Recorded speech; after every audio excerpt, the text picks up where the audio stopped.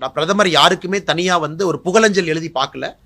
பிரதமர் அவர்கள் எனக்கு தெரிஞ்ச 9 ஆண்டுகள்ல மிக மிக குறைவான மனிதர் புகழஞ்சலி எழுதுனது இல்லை. நான் பேப்பர்ல வர அளவுக்கு கேப்டன் அவர்களுக்கு புகழஞ்சலி எழுதியிருக்காங்க. ஏன்னா கேப்டன் அவர்களுடைய இன்னசென்ஸ் எல்லாத்துக்குமே பிடிச்சிருந்ததுங்க. இன்னைக்கு பியூஷ் கோயல்ஜியும் சொன்னாரு காலையில, கேப்டன்ட்ட எல்லாருக்கும் பிடிச்சது இன்னசென்ஸ், அந்த அந்த வெள்ளைத்தன்மை, அந்த அப்படியே கொட்டுறது. அது பிரதமருக்கு ரொம்ப இஷ்டம். இதுல சத்தியமா அரசியல் கிடையாதுங்க. there is zero politics.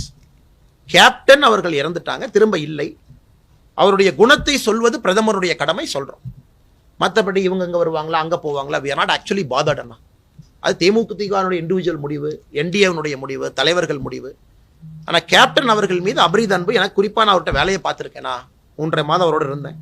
2009 பாராளுமன்ற தேர்தலில் பண்ருட்டி ஐயாட்ட வேலை பார்த்தேன். அந்த நேரத்தில் ஒரு இன்டர்னா இருந்தேன். உங்களை போல் MBA படிக்கும் பொழுது என்னை ஒரு கன்சல்டண்டா கொண்டு வந்தாங்க. ஸோ அப்பவே ஒரு க்ளோஸா பார்த்துக்கக்கூடிய மனிதன் தான். Is a genuine human being.